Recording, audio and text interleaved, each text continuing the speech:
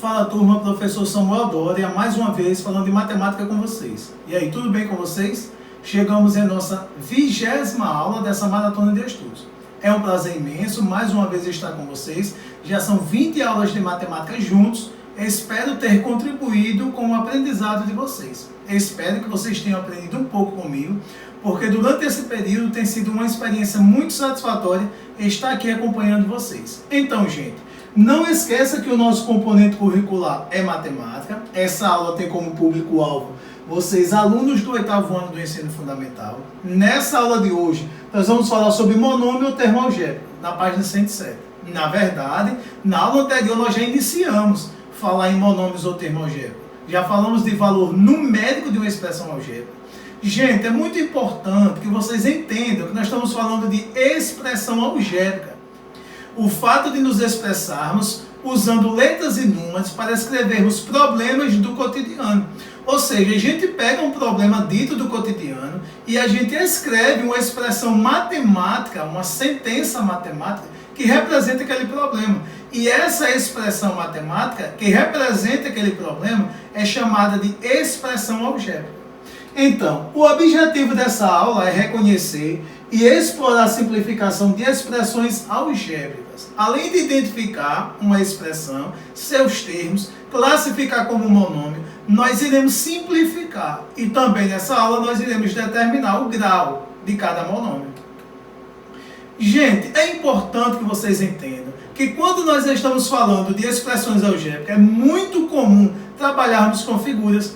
Vocês sabem que toda fórmula que nos permite calcular perímetro, área, volume de figuras geométricas é uma expressão algébrica. Então, nos problemas que vierem representados por figuras geométricas, para que vocês possam escrever a expressão algébrica, analise direitinho o problema, entenda o problema. Muitas das vezes a gente não está querendo nem que você calcule área, perímetro nem volume, somente que represente a expressão algébrica que representa a fórmula matemática para calcular aquela dimensão. Então, por exemplo, nós temos aqui, a professora pediu que os alunos determinassem o valor da soma das áreas das seguintes figuras. A professora pediu que os alunos determinassem a soma da área desse retângulo com a soma da área desse retângulo. Ou seja, um retângulo maior e um retângulo menor. Ela quer que ele represente a soma das áreas. Gente, mas para a gente representar a soma dessas áreas, é obrigatório que a gente calcule numericamente essas áreas? Não. A gente pode escrever a expressão algébrica que nos permite calcular a área de cada figura aqui, depois somar elas. Então, vocês sabem que para calcular a área de um retângulo, basta multiplicar esse lado com esse. Então, quando nós multiplicamos x vezes a, nós passamos a ter a área desse retângulo. Quando nós multiplicamos x vezes b, nós passamos a ter a área desse outro retângulo. E aí, o que é que ela quer? Ela quer que agora a gente some essas duas áreas. Olha, AX, que é a área desse retângulo, ou XA dá no mesmo, a ordem dos fatores não altera o produto, somado com BX ou XB, a ordem dos fatores não altera o produto. Então, quando nós somarmos esses dois aqui, nós estamos representando a soma das áreas desses retângulos. Mas, em hipótese nenhuma, nós calculamos numericamente essas áreas. Então, é importante que vocês entendam que nós estamos explorando as habilidades de escrita, ou seja, de escrever expressões algébricas. Como nós temos aqui AX mais BX, nós vamos colocar o X em evidência, porque é o valor que aparece nos dois termos, e dentro nós vamos colocar a soma A mais B. Ou seja, aqui representa a soma da área dos dois retângulos. Isso é uma expressão algébrica. Então, para nos aprofundarmos, nós vamos falar de monômio. O que é monômio? Monômio é toda a expressão algébrica representada apenas por um número ou uma letra variável ou por multiplicação de números e variáveis. Só que há uma condição. A variável ela não pode estar nem no denominador, nem no expoente. Então, se você tiver um termo algébrico que ela tem variável no expoente ou no denominador, não pode ser considerado monômio. Aí aqui tem exemplos de monômio. 3x é um monômio, é um produto de um número com uma variável. X ao quadrado é um monômio. ABC também é um monômio. 4x ou 4/3 de x também é um monômio. Então esse é o primeiro passo para nós entendermos o que é um monômio.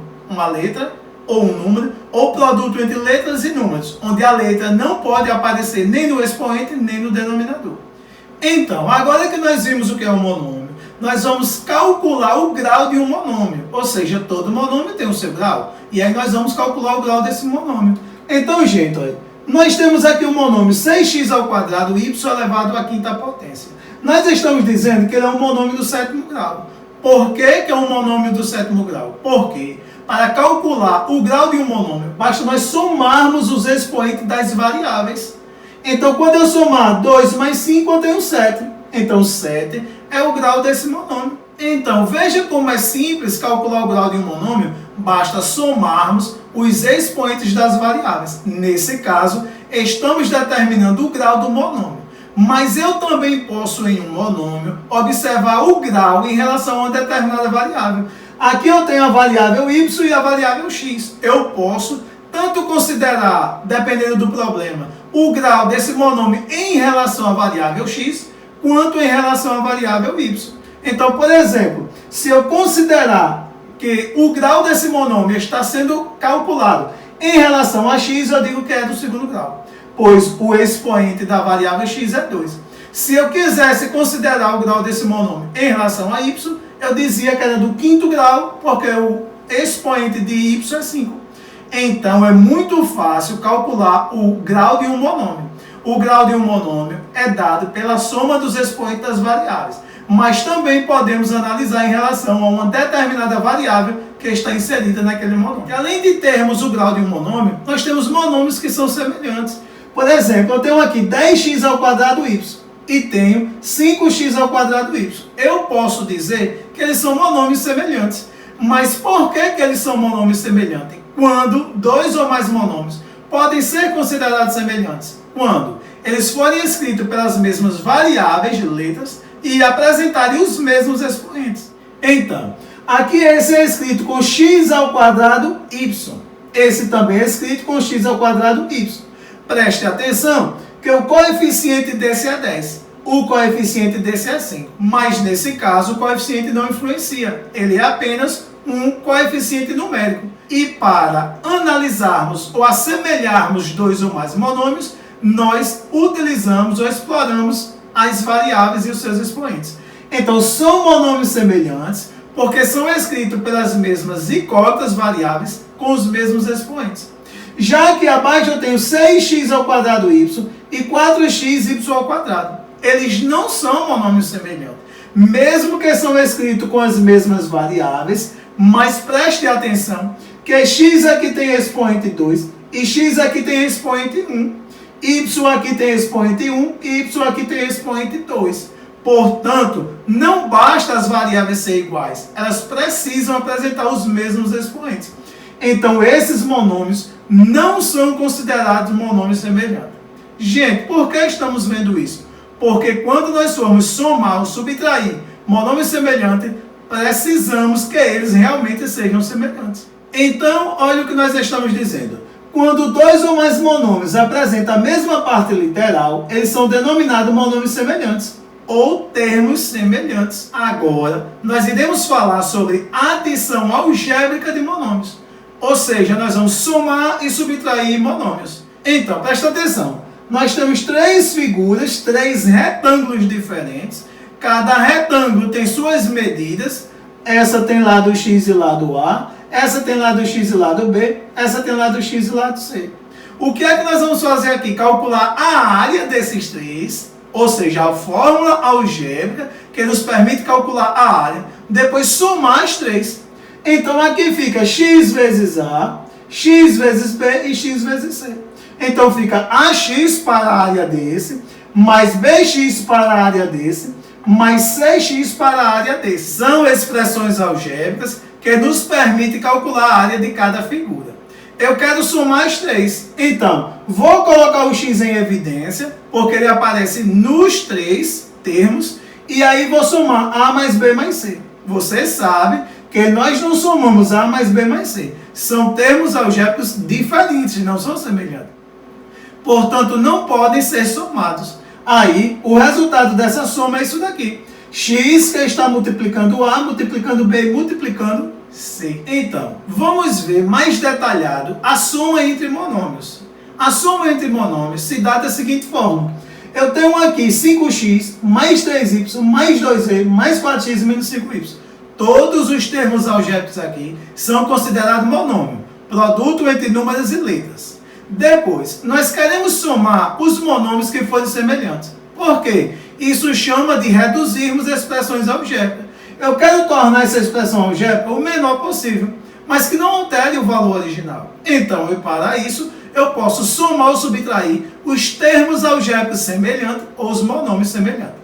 Primeiro, vamos identificar quem é semelhante a quem. Olha, 5x é semelhante a 4x.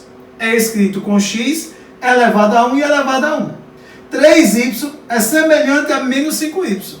Já 2e não tem semelhante. Portanto, eu vou somar 5x mais 4x mais 3y menos 5y mais 2e. Então eu somo 5x mais 4x, 9x. Mais 3y menos 5y, sinais diferentes subtrai, conserva o sinal do número de maior modo.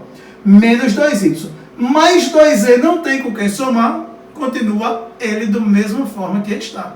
Então, gente, o que nós fizemos aqui? Simplificamos, reduzimos essa expressão algébrica, somando os termos algébricos semelhantes, chamados de monômio. Portanto, dois ou mais monômios só pode ser somado e subtraído se eles forem semelhantes. Então, gente, nossa aula foi muito simples, foi bem resumida. Nós vimos apenas essas habilidades básicas, nós identificamos um monômio, nós vimos o grau de um monômio, nós vimos os monômios semelhantes e nós somamos dois ou mais monômios semelhantes.